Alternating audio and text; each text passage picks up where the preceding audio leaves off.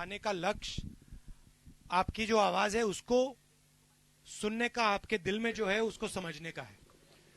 तो अगर थोड़े से लोगों को रोक दिया, इतना फर्क नहीं पड़ता है, क्योंकि आप लोगों ने जो कहना था वो मैंने सुन लिया और उससे मैं सहमत हूं। देश में आजकल मैंने जैसे पार्लियामेंट में बोला, हम दो हमारी दो की सरकार चल रही है।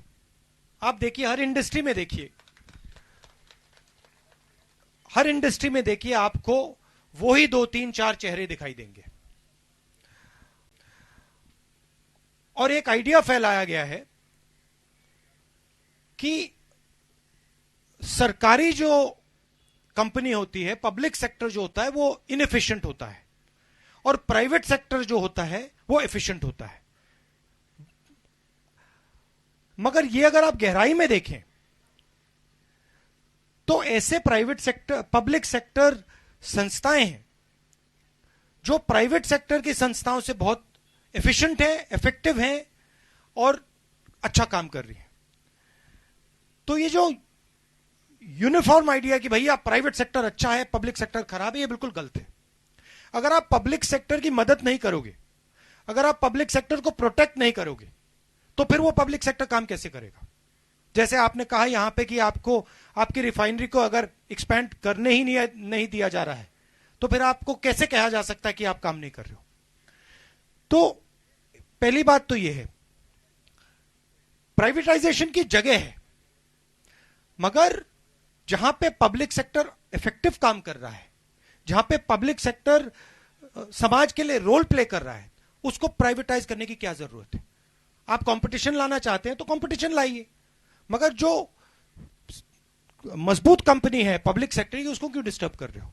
उसका एक ही लक्ष्य है कि जो फायदा वो पब्लिक सेक्टर की कंपनी जनता को दे रही है, वो फायदा पूरा का पूरा ये 2-3 लोगों को देना चाहते हैं, उनके हाथ में डालना चाहते हैं। मैं आपको उदाहरण देता हूं। यहां पे गुवाहाटी में आपका एयरपोर्ट है, बोरदोलोई एयरपोर्ट। उसमें सरकार के 2000 करोड़ रुपए आए, एयरपोर्ट बनाने के लिए 2000 करोड़ रुपए दिए। 2000 करोड़ रुपए देने के बाद वो एयरपोर्ट अदानी को दे दिया। इसका आइडिया क्या है?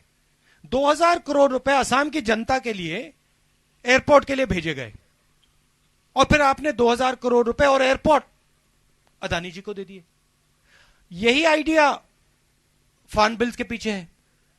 तो ये कृषि पर आक्रमण कर रहे हैं, पब्लिक सेक्टर पे आक्रमण कर रहे हैं, शिक्षा पे, स्वास्थ्य पे आक्रमण कर रहे हैं। आप आज अपने बच्चों को स्कूल भेजना चाहो, प्राइवेट स्कूल में भेजो, मगर सरकार का काम इफेक्टिव एजुकेशन देने का है, सरकार का काम इफेक्टिव अस्पताल देने का है। मगर अगर आज आप हिंदुस्तान में अपने बच्चों को, माता पिता को अस्पताल भेजना चाहते हो तो प्राइवेट में भेजो, शिक्षा देना चाहते हो तो प्राइवेट में भेजो। तो ये डायरेक्शन ही बिल्कुल गलत जा रहा है।